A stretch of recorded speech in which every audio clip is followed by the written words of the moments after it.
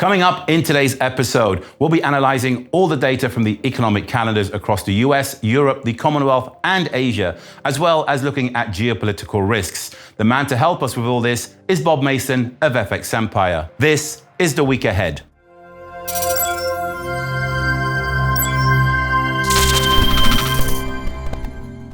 Hello, Bob, and thank you once again for joining us. A relatively busy start to the month. Let's start with the major currency pairs. How's it looking for them? Beginning of the week, we got job openings. There's plenty of emphasis on the US labour market, so expect influence from there.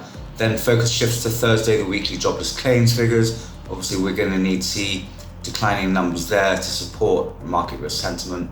And then at the end of the week, we've got consumer sentiment figures for August and July retail sales figures, which are particularly important because we need to see consumption continue to rebound despite the spikes in COVID-19 numbers through the US in July. For the pound, you got second quarter GDP numbers, we got inflation, manufacturing industrial production figures as well in focus, together with claimant counts and the unemployment rate. So it's a busy week for the pound, so expect plenty of influence from those numbers. For the Eurozone, we've got ZEW economic sentiment figures at the start of the week, and then focus will shift to second estimate GDP numbers for the second quarter for the Eurozone.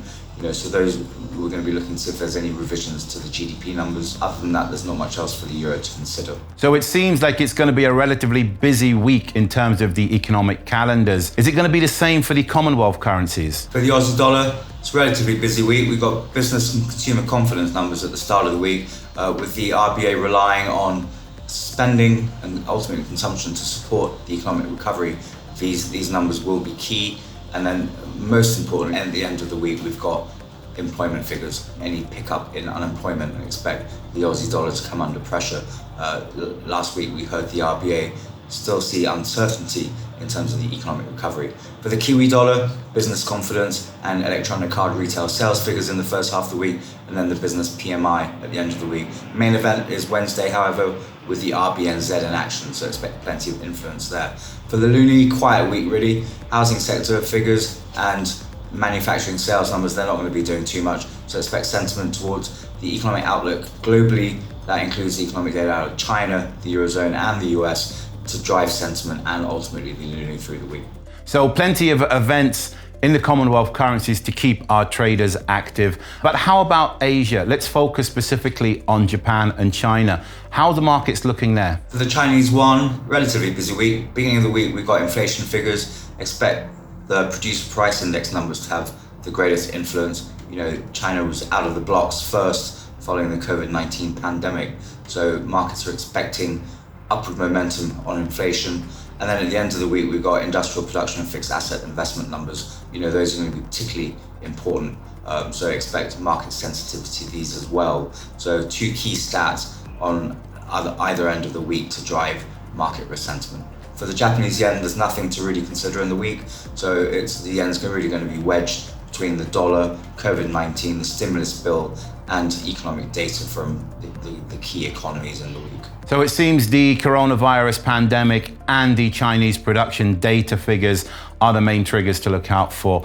But lastly, let's focus on the geopolitical risks for the week ahead, and specifically the COVID-19 pandemic. How's that going to affect the markets? On the geopolitical risk front, we've got Brexit, so we're going to be expecting some updates on that. We're moving into mid-August. So, progress is going to need to be made on that. We've got the US presidential elections, in November, and the polls are starting to filter through to the newswires now. So that's going to start garnering more interest. Joe Biden's, out in front and has been since the COVID-19 pandemic, really, as voters reflect, and weigh on support, for Trump going into the summer.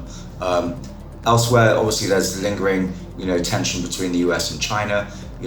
Trump's talking about targeting Chinese tech companies in the interest of national security. So expect, some ruffling of feathers, I would say, in the week ahead, particularly as he looks to distract the markets and try and woo back voters to try and narrow that gap. So I think those are really the key areas of focus. In terms of COVID-19 and influence on the economic data, we've seen the second wave of the pandemic hit the US and parts of the EU, not really reflected yet in the numbers. July consumption figures may reflect some negativity from the likes of Spain. So next week's retail sales figures from the US will be particularly interesting. The PMI numbers didn't really suggest any material slowdown, in terms of service sector activity. So that was a positive, from a COVID-19 perspective. As always, Bob, thank you so much for your time. Pleasure to speak to you. I'll see you again next week. That was The Week Ahead with Bob Mason of FX Empire. In the meantime, don't forget to keep up to date with all the latest developments and information on the markets by following all our social media outlets.